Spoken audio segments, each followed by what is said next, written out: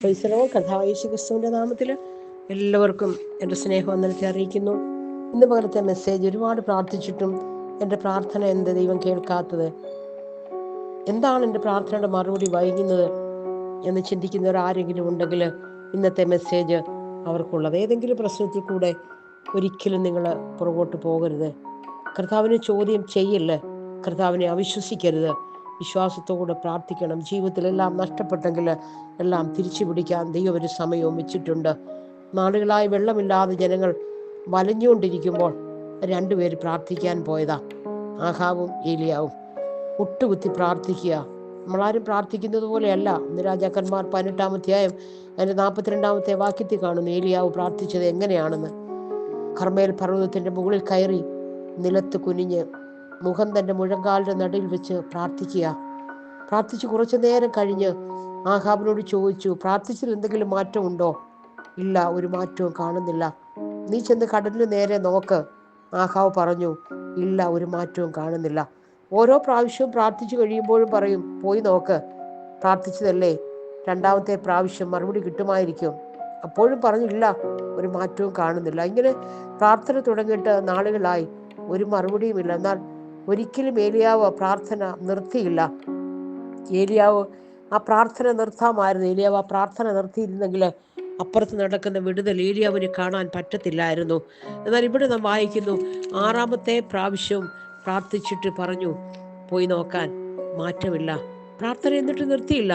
നിർത്താതെ അടുത്ത ദിവസം പ്രാർത്ഥിച്ചു പോയി നോക്കാൻ പറഞ്ഞു.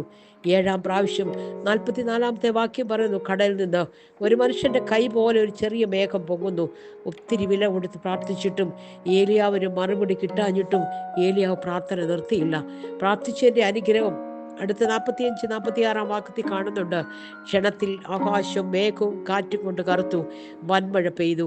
ആ സമയം ആഹാബ് രഥം കയറി ഇസ്രായേലിലേക്ക് പോയി. രഥം കയറി ഓടി ആഹാബ് ചെല്ലുന്നതിന് മുൻപേ ഏലിയാവ് ചെന്നു. ആഹാബ് ഓടി, ഏലിയാവ് എവിടെ നിൽക്കുക? പ്രാർത്ഥനാ സ്ഥലത്ത് നിൽക്കുക. എന്നാൽ മുൻപിൽ ഏലിയാവ് എത്താൻ കാരണം എന്താ? ആഹാബിനേക്കാളിൽ മുൻപിൽ ഏലിയാവ് എത്തി. ഏതെങ്കിലും രാഷ്ട്രീയ സ്വാധീനം ഉണ്ടായിട്ടാണോ? ഏതെങ്കിലും പ്രെയർ ഗ്രൂപ്പിന്റെ സെക്രട്ടറിയോ പ്രസിഡന്റോ ഒക്കെ ആയിട്ടായിരുന്നോ? ഏതെങ്കിലും ഉന്നത കുലത്തിന്റെ ആളായിട്ടാണോ? ഏലിയാവ് ഏറ്റവും സമ്പന്നനായിട്ടാണോ? ഒന്നുമല്ല. ഏലിയാവിന്റെ കൂടെ ദൈവത്തിന്റെ കരം ഉണ്ടായിരുന്നു എന്ന് അവിടെ നാം വായിക്കുന്ന കാണുവാനിടയായി തീർന്നു.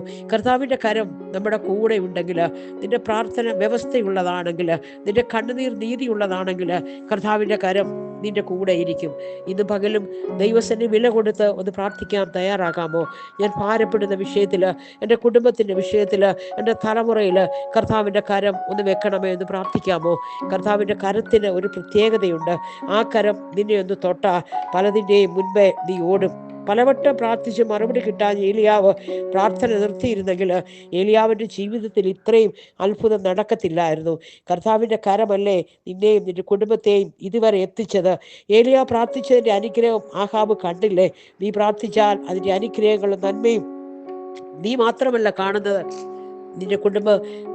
നിന്റെ കുടുംബത്തിന് വേണ്ടി പ്രാർത്ഥിക്കാൻ തയ്യാറാകാമോ? നീ കുടുംബത്തിൽ പ്രാർത്ഥിക്കുന്ന ഒരു പിതാവാണെങ്കിൽ, നീ കുടുംബത്തിൽ പ്രാർത്ഥിക്കുന്ന ഒരു മാതാവാണെങ്കിൽ, ഏത് കാര്യത്തിലാണോ നിനക്കൊരു വിടുതൽ ആഗ്രഹിക്കുന്നത്? ഒരു തലമുറയുടെ വിഷയത്തിലാണോ? നിന്റെ കടഭാരത്തിലാണോ? നിന്റെ കുഞ്ഞുങ്ങളുടെ ഭാവിയാണോ? ജോലിയില്ലാത്ത കാര്യത്തിലാണോ? ഏതൊരു കാര്യത്തിലാണോ നീ പ്രാർത്ഥിക്കുന്നത്? ഏത് വിഷയമായിക്കോട്ടെ, ഹോമയുടെ കൈ ഏലിയാവിൻ്റെ മേൽ വന്നതുപോലെ നാളുകളായി പ്രാർത്ഥിച്ച് മറുപടി കിട്ടാത്ത വിഷയത്തിന്മേൽ കർത്താവിൻ്റെ കരം ചലിക്കും. വിശ്വസിച്ചുകൊണ്ട് ഈ ദിവസങ്ങൾ പ്രാർത്ഥിക്കാൻ തയ്യാറാകാമെങ്കിൽ ദൈവത്തിൻ്റെ കരം നിന്നോട് കൂടെ ഇരിക്കും. Okay, God bless you.